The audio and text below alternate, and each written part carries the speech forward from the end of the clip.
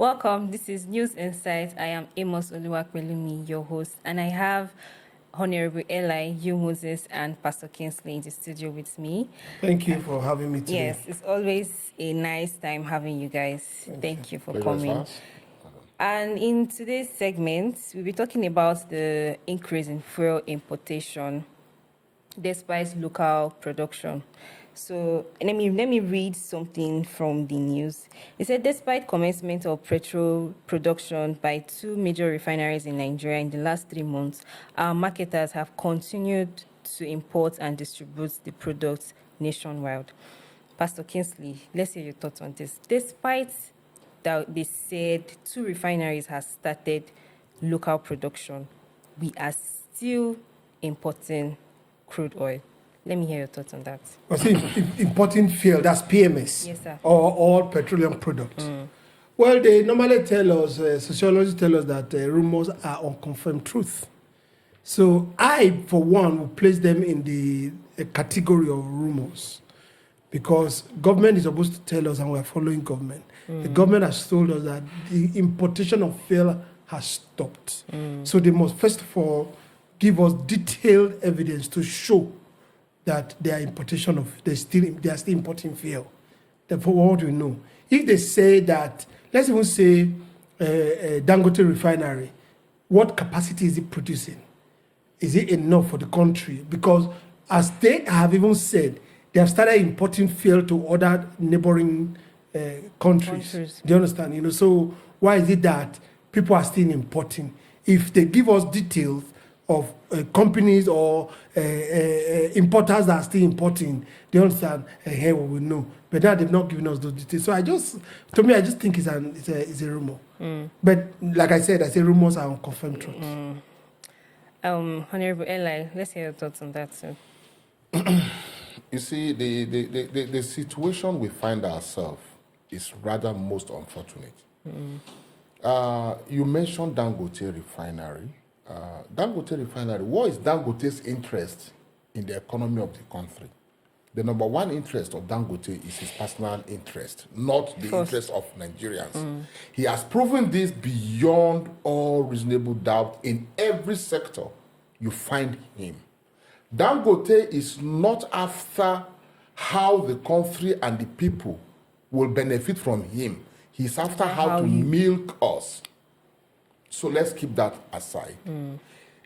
You are talking about refinery. Let me not go into different things. But from his cement, his sugar, and whatever, what he gets locally here, the only time Dangote comes to complain a little about government is when he was supposed to follow the due process, normal process of paying the real values for crude, because he could not follow backside as his usual way to get what he wants, to enrich himself and call himself the richest black man. Most unfortunate.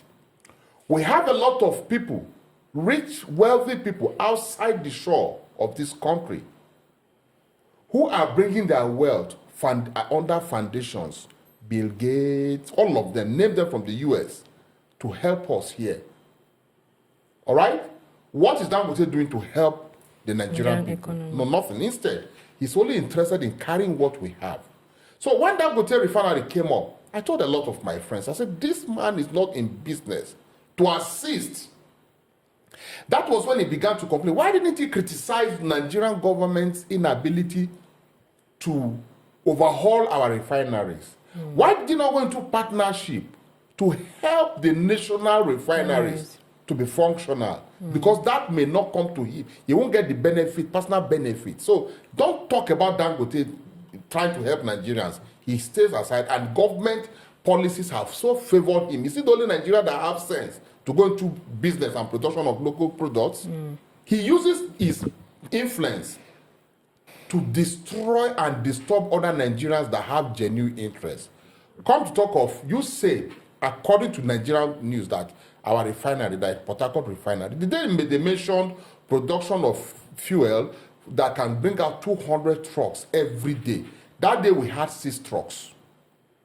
They claim 200. The host community, remember that every host community have their people in the refinery and other mineral producing sectors like that.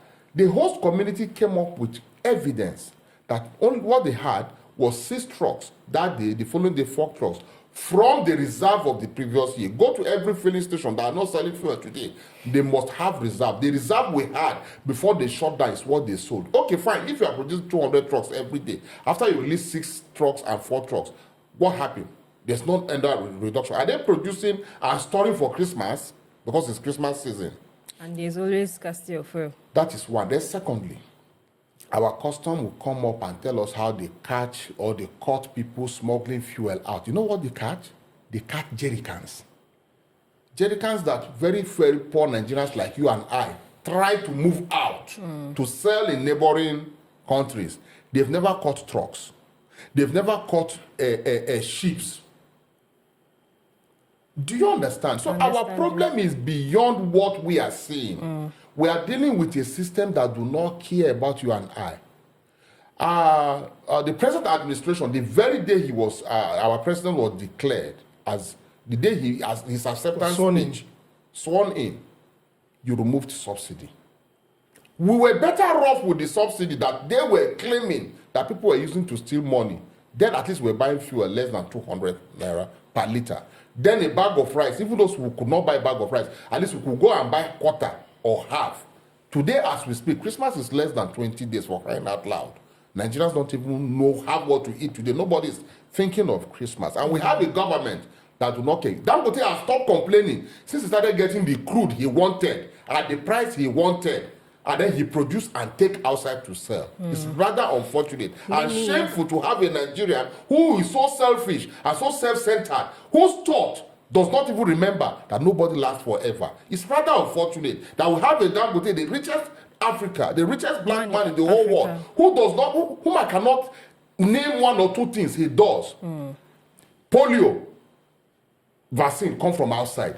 Every vaccine they use in hospitals for children, for antenatal, for whatever, come from these other rich men outside. Let me cut you on that. Help us and stop talking about Dangote and Nigerian refineries. Let's just live the way we are living and wait until God will give us people who will have the interest of Nigerians at heart. Pastor Kingsley, I want to ask if you share the same sentiments with when it comes to Dangote Refinery. Okay, you know, the primary focus of our talk and thought is not really on Dangote.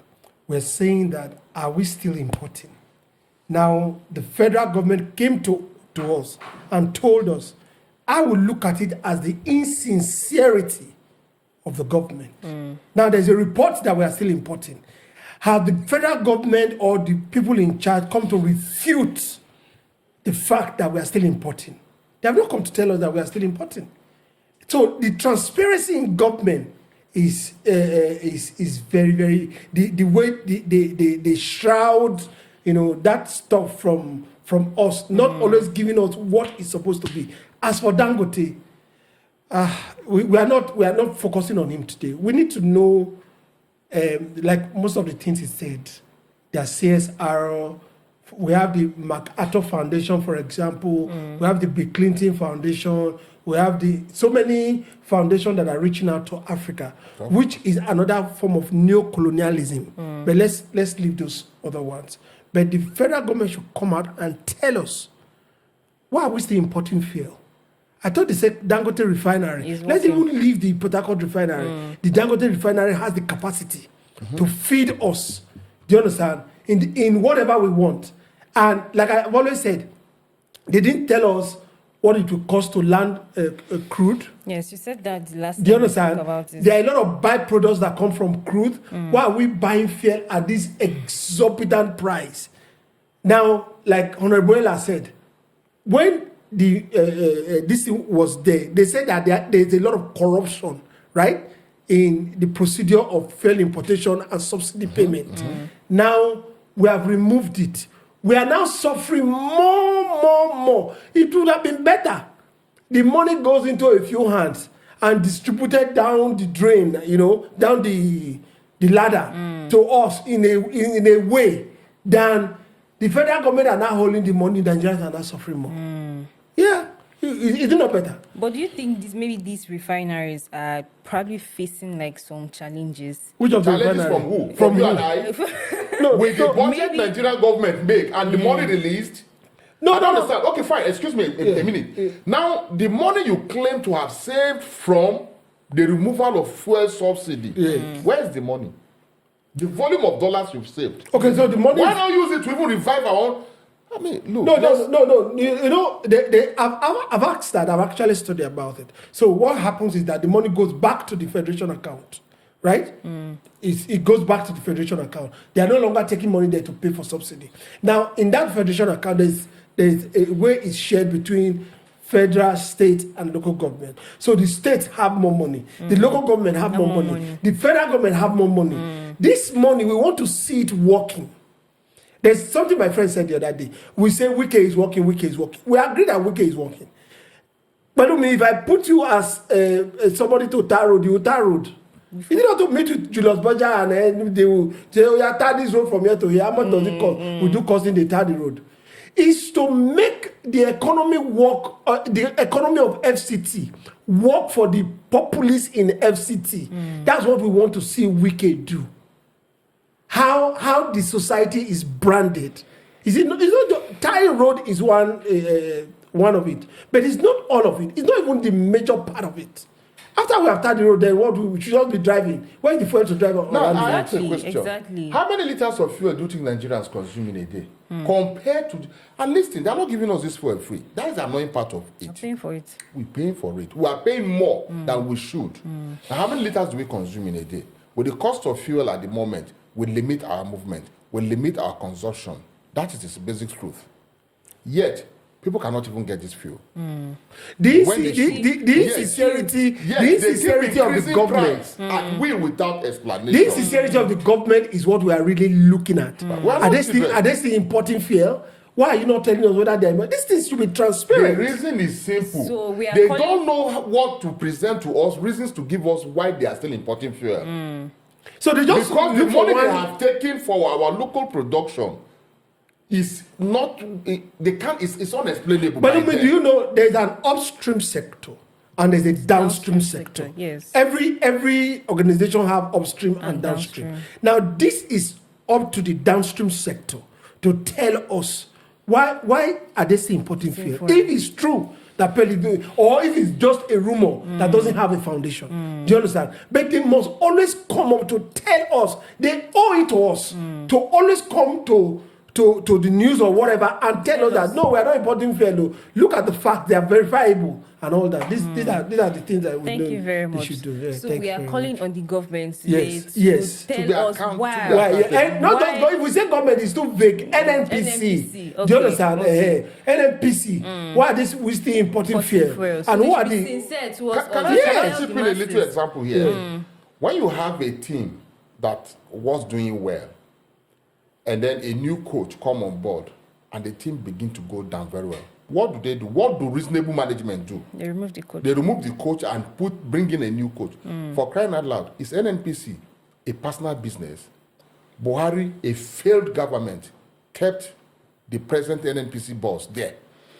Tinubu, with all the wisdom we think he has, with all his understanding and knowledge, and the promises to Nigerians to turn around our economy, you came on board, you still left the same NPC man that have a lot of evidences that he has failed. But he has done his promise now. His promise is that fuel subsidy will be removed. He has removed it. Okay, and then the continuation from where Buhari stopped. That's the only promise he gave us. Another promise that he will continue from where Buhari stopped, and he has continued. Okay, fine.